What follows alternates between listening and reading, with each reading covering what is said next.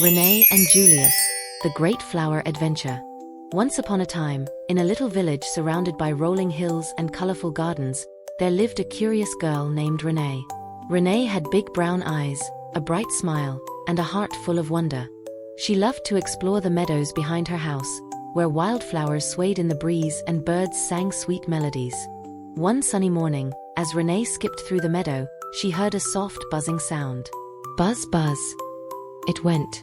Looking around, Renee spotted a tiny bee darting from one flower to the next. The little bee had black and yellow stripes and was so focused on his task that he didn't even notice Renee. "Hello," Renee said, waving her hand gently. "What are you doing?" The bee paused, fluttering his wings and looking up at her with bright, beady eyes. "Oh, hello. I'm Julius, the busy bee," he said, his voice soft and cheerful. "I'm collecting nectar from these flowers to make honey for my hive." Renee smiled wide. "I love honey, but I've never seen a bee up so close before. Why do you collect nectar?" Julius buzzed around her in excitement. "Nectar is like food for me," he explained. "It gives me energy to fly, and when I bring it back to the hive, we use it to make honey. Every flower has its own nectar, and some are sweeter than others. It's like a treasure hunt. I search for the best and most delicious flowers." Renee's eyes sparkled with curiosity. "That sounds like so much fun. Can I help you find the sweetest flowers?" Julius thought for a moment, then nodded happily. "I'd love some help. But remember, we must be gentle with the flowers. We don't want to harm them. We need the flowers to stay healthy so they can keep giving nectar." Together, they set off on their adventure. Renee skipped along the meadow, and Julius zoomed overhead, guiding her to the best flowers. They visited bright red poppies, purple lilacs, and sunny sunflowers. With each flower, Julius landed carefully, sipping the nectar while Renee admired the beautiful colors. "Look at this one," Renee exclaimed, pointing to a patch of orange marigolds. "It's like the sun in a flower." Julius buzzed down to the marigolds and hovered above them. "These are great, but not as sweet as the daisies," he said. "The daisies have the richest nectar of all." The pair continued their journey, hopping from flower to flower, learning about the different colors, shapes, and smells of each one.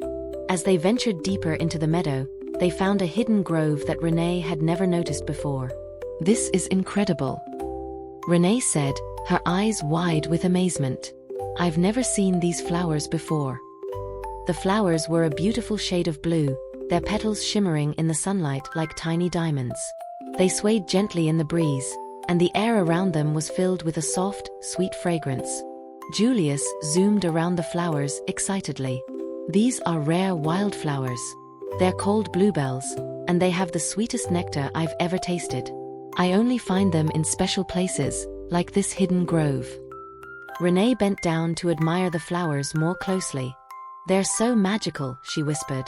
"I feel like I'm in a fairy tale." Julius nodded in agreement. "They are very special. Not every bee gets to visit a place like this. You have a magical heart, Renee, and that's why the flowers are so friendly to you." Renee smiled shyly. She had always loved nature, and now she felt even more connected to the beautiful world around her. She couldn't wait to tell her family about the secret grove and the special flowers she had discovered. As the day wore on, the sky turned a soft shade of pink, signaling that it was time for Renee to head home. "Thank you for showing me all these wonderful flowers, Julius," she said, giving him a gentle wave. Julius hovered beside her.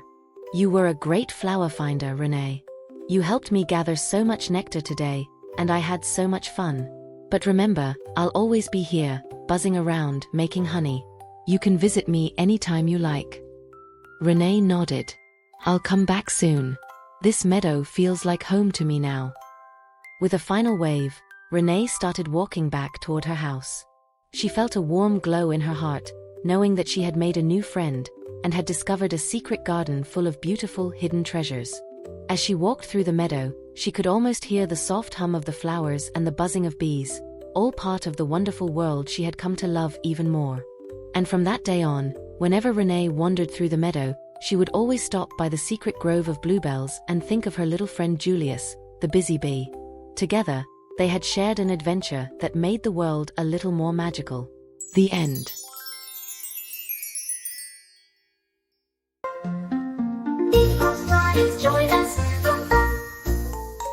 Little Drea, a curious young girl, stumbles upon a mysterious old book in her grandmother's attic. Inside, she finds a glowing, magical time machine. The time machine whirs to life, and before Drea knows it, she's standing in front of the majestic pyramids of ancient Egypt. Drea meets Princess Nefertiti, who tells her about the wonders of ancient Egypt and its mysterious tombs. Suddenly, Drea's time machine transports her to the Middle Ages, where knights in shining armor roam. Drea gets a ride on a majestic horse with Sir Cedric, a brave knight who tells her about his quests. With a twist of the dial, Drea finds herself in the Wild West, where cowboys and outlaws live. Drea has a fun showdown with Cowboy Jake, who challenges her to a quick draw contest. After all the adventures, Drea returns to her grandmother's attic, with the time machine hidden safely in the book. The Adventures of Cowley and Sam. Once upon a time, on a peaceful farm nestled between rolling hills and a sparkling river, there lived a special cow named Cowley. Unlike any other cow, Cowley had soft white fur with shimmering blue spots that sparkled like the stars. She was known for being kind, wise, and full of magical surprises. Most of all, she had a special friend, a curious and adventurous little boy named Sam. Sam lived in the village nearby and visited the farm every day after school. He loved running through the tall, soft grass, racing to meet Cowley. As soon as he reached the meadow, he would shout, "Cowley! Cowley!" and the gentle cow would lift her head and moo happily, her blue spots glowing softly in the sunlight. One evening, as the golden sun began to set, painting the sky with streaks of pink, orange, and purple, Sam arrived at the farm as usual. But tonight, there was something different. Cowley was standing in the middle of the meadow, her blue spots twinkling brighter than ever before, as if she was waiting for something very important to happen. "Sam," she called with a joyful moo, "I've got something special to show you tonight." Sam's eyes widened with excitement. "Really, Cowley? What is it?" Cowley smiled, her eyes twinkling with mischief. "Close your eyes and hold on tight, Sam. We're going on a magical adventure." Sam's heart raced with excitement. He had never gone on an adventure like this before. He quickly closed his eyes and held on to Cowley's soft fur. "Okay, I'm ready." With a soft whoosh, Cowley's hooves began to glow a gentle, shimmering blue. Sam opened his eyes in awe as the ground beneath them began to float. Slowly at first, then faster and faster, they soared into the sky. The farm grew smaller and smaller beneath them as they ascended higher, past the trees and the barn, until they were flying above the rolling hills. The stars began to peek out from behind the darkening clouds, twinkling in the evening sky. Sam gasped in amazement. "We're flying. How are we flying, Cowley?" Cowley laughed, her voice like a soft melody. "I've always been a magical cow, Sam. I can do things no one else can. And tonight, I'm sharing that magic with you." As they soared through the air, Cowley began to tell Sam stories about the stars and the moon. "The stars are my friends," Cowley said, her voice full of wonder. "They guide me when I'm lost, and sometimes, they play hide and seek with me. They can even show you dreams, Sam. The kind of dreams you want to come true." Sam's eyes grew wide with wonder. "Really? Do you think I can talk to the stars, Cowley?" Cowley smiled softly. "Of course. Just close your eyes and wish for a star to speak to you. It will listen." Sam squeezed his eyes shut, his heart filled with excitement. He thought about all the things he loved most, the farm, his family, and of course, his magical friend Cowley. When he opened his eyes, he couldn't believe what he saw, a bright, shimmering star flying beside them. "Hello, Sam," the star twinkled in a soft, glowing voice. "I've heard your wish, and I'm happy to meet you. I'm one of the stars that watches over your dreams. If you ever need a little extra light, just look up at the sky, and I'll be there to guide you home." Sam smiled in awe. "Thank you, star. I'll always remember you. Will you come visit me in my dreams?" The star twinkled brightly in the night sky. "Of course. I'll always be with you, shining down, so you'll never feel alone." Before Sam could say another word, the star winked and zoomed off into the distance, leaving a trail of sparkling light behind. "Wow," Sam whispered, feeling the magic of the night fill his heart. "That was amazing, Cowley." Cowley chuckled, her blue spots glowing even brighter now. "That's just the beginning, Sam. The night is full of magic, and the stars are always watching over you. Let's go on a little adventure to see where they lead us." Together, they flew higher, their laughter filling the air as they passed over fields of golden flowers and deep shimmering lakes. Sam felt like he was part of a beautiful, never-ending story. He felt free, happy, and more connected to the world than he ever had before. As they flew, they reached a quiet grove where the trees were bathed in moonlight. Cowley landed softly on the ground, and Sam hopped off her back, feeling the cool grass beneath his feet. "This is my favorite place," Cowley said softly. "The moonlight here is so peaceful, and the stars feel so close. It's like we're part of something bigger, something wonderful." Sam nodded, taking in the beauty of the grove. The trees whispered in the breeze, and the moonlight sparkled on the water of a small pond nearby. It felt like a dream, but Sam knew it was real. "I'll never forget this night, Cowley," Sam said, his heart full of joy. "This is the best adventure ever." Cowley nuzzled him gently with her soft nose. "And there will be many more, Sam. Whenever you need me, just come to the farm, and I'll take you on another adventure." As the night grew darker, with the stars twinkling brightly above, Sam knew it was time to go home. He gave Cowley one last big hug, feeling the warmth of her soft fur. "Good night, Cowley. I can't wait for our next adventure." Cowley smiled, her blue spots glowing softly in the night. "Good night, Sam. I'll be here, waiting for you. And remember, the stars will always be watching over you." With that, Sam made his way home, his heart light and full of wonder. As he walked through the quiet village, he looked up at the sky, and sure enough, the stars were shining brightly, just as Cowley had promised. And every night after that, whenever Sam looked up at the stars, he knew that his magical friend Cowley was out there, waiting for their next adventure to begin. The end.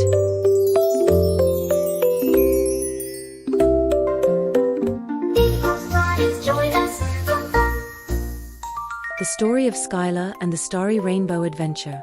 Once upon a time, high in the sky, there lived a small curious cloud named Skylar.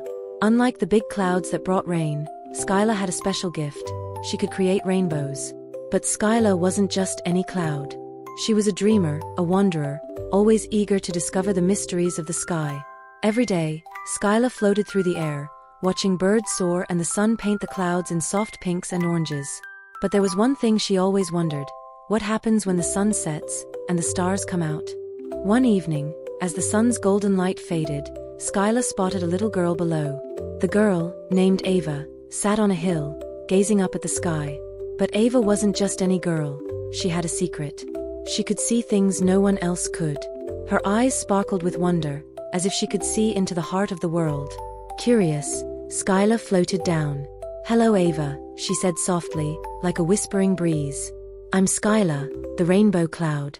What are you doing tonight?" Ava gasped in excitement. "A talking cloud.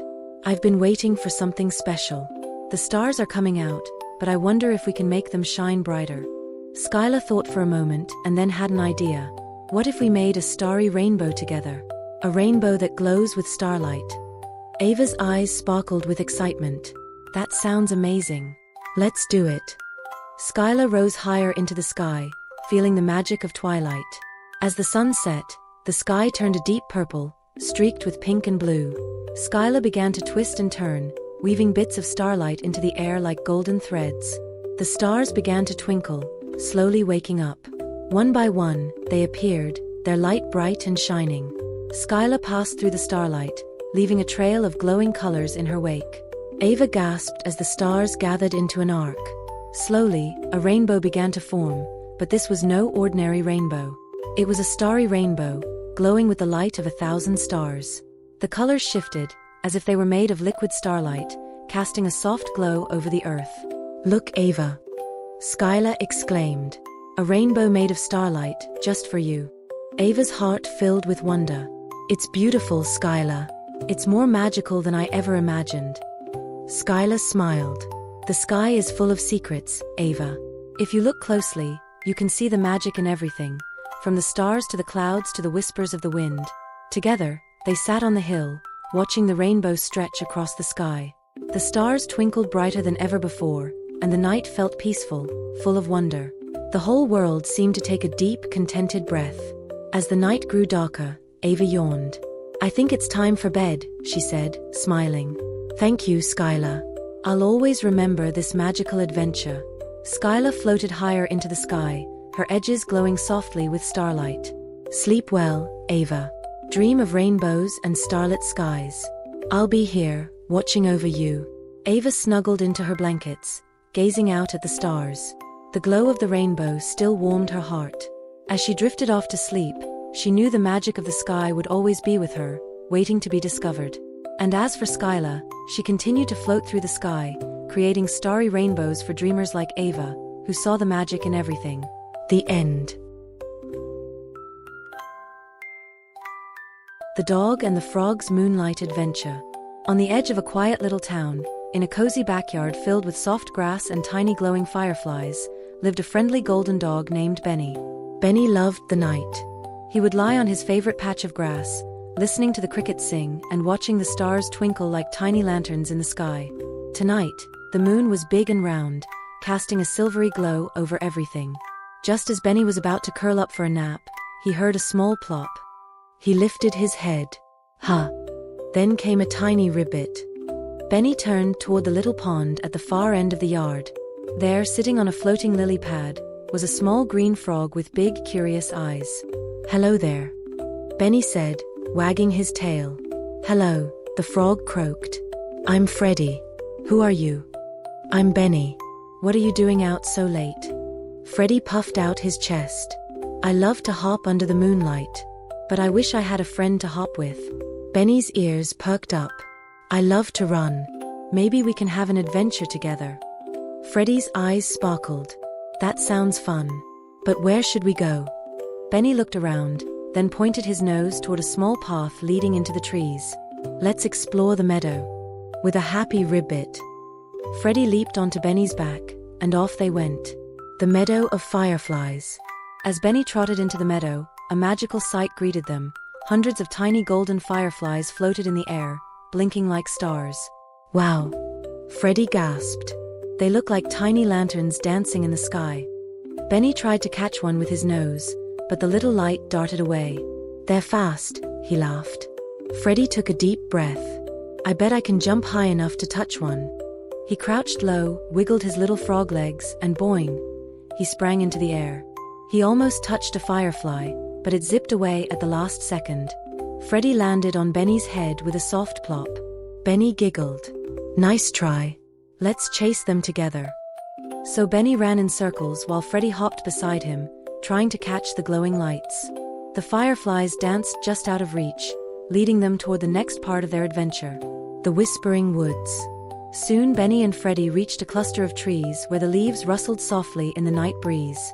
The air smelled fresh, like damp earth and wildflowers. Freddy looked around. "It's so quiet here." Benny's ears twitched.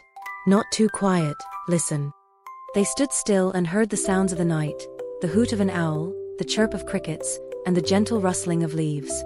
"Everything is talking," Freddy whispered. "The trees, the wind, even the bugs." Benny smiled. "That's why I love the night. It's full of little secrets." They walked deeper into the woods, stepping over tiny mushrooms and watching the shadows dance in the moonlight. Then, rustle, rustle. Freddy jumped onto Benny's back. What was that? Benny sniffed the air. "Let's find out." They followed the sound until they spotted a little hedgehog rolling in the leaves. "Oh, it's just a hedgehog." Freddy sighed in relief. The hedgehog looked up sleepily. "I was just gathering leaves for my cozy nest," she said with a yawn. Benny wagged his tail. "Sleep well, little hedgehog." "You too," she mumbled, curling up into a tiny ball. Freddy and Benny smiled at each other and tiptoed away, careful not to disturb her nap. The Starry Hill. After a while, they reached the top of a small hill where the sky looked bigger and brighter. The stars twinkled like diamonds, and the moon cast a soft, silvery light over the land. Benny lay down, and Freddy climbed onto his back. Together, they gazed up at the sky. "Do you think there are frogs and dogs up there on the moon?" Freddy wondered. "Maybe." Benny said. Maybe they're having their own moonlight adventure right now. Freddie yawned and snuggled into Benny's warm fur. Tonight was the best night ever. Benny smiled. We'll have more adventures tomorrow. As the night wrapped around them like a cozy blanket, the dog and the frog drifted into sweet dreams, knowing they had found a friendship as bright as the stars above. The end.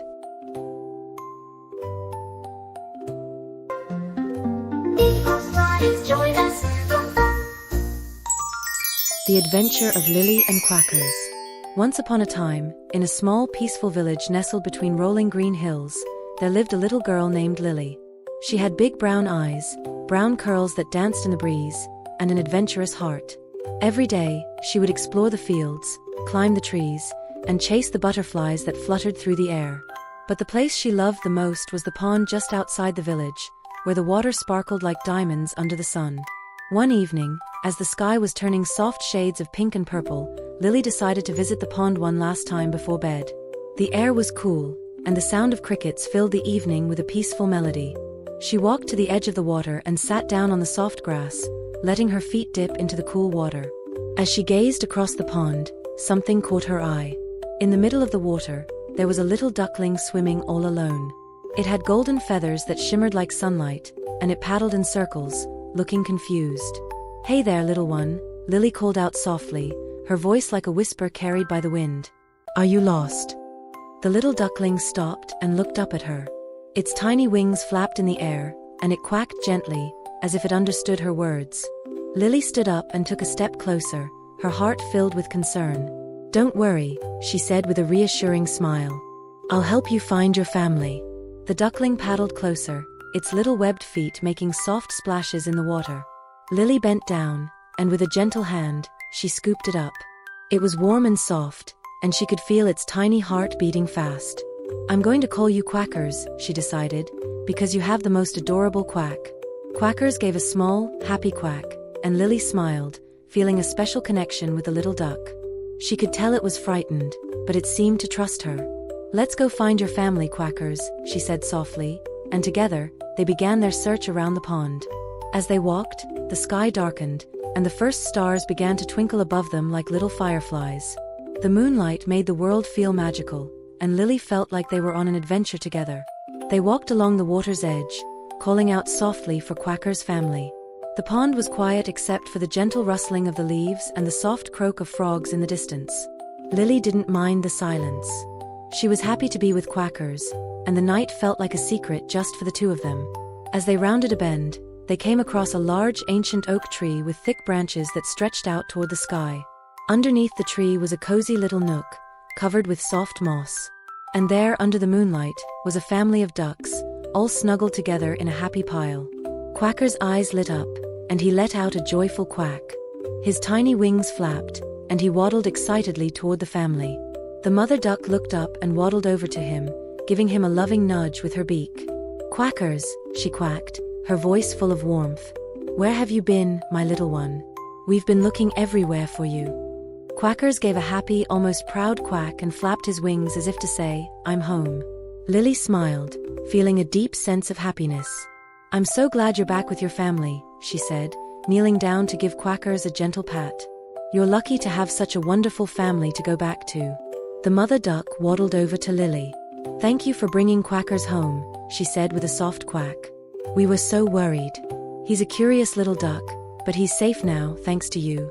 Lily stood up and waved goodbye to the duck family, feeling proud of what she'd done. But just as she turned to leave, Quackers waddled over to her, looking up at her with big round eyes. Then he did something that made Lily's heart swell with warmth. He nuzzled her leg, giving her a little nudge with his tiny head. "Quackers, you want to come with me?" Lily asked, kneeling down again. Quackers quacked in a way that seemed to say, "I'll visit you, but I want to go on adventures too." Lily laughed. "Okay, how about we make a plan? You can stay with your family, but we'll have adventures together every day, and I'll visit you here at the pond. How does that sound?" Quackers flapped his wings excitedly and quacked in agreement. Lily smiled, knowing that even though Quackers had found his family, their bond was special, and they would have many more adventures together. The great adventure begins. From that day on, Lily and Quackers had a wonderful routine. Every day, Lily would visit the pond to spend time with Quackers and his family. She would bring him little treats like pieces of bread or wildflowers, and they would play by the water or watch the clouds drift by in the sky. Each evening, as the sun began to set, Lily would sit by the pond, and Quackers would swim around her, sometimes jumping up to sit beside her as they watched the stars twinkle above. They shared stories and dreams about the world they would explore together, even if they had to say goodbye each night. Quackers, safe and happy with his family, never forgot Lily's kindness. And Lily, in turn, always cherished the bond she shared with her feathered friend. And so, while Quackers spent his days with his loving family, every evening, they reunited, ready for the next adventure in the magical world of friendship. The end.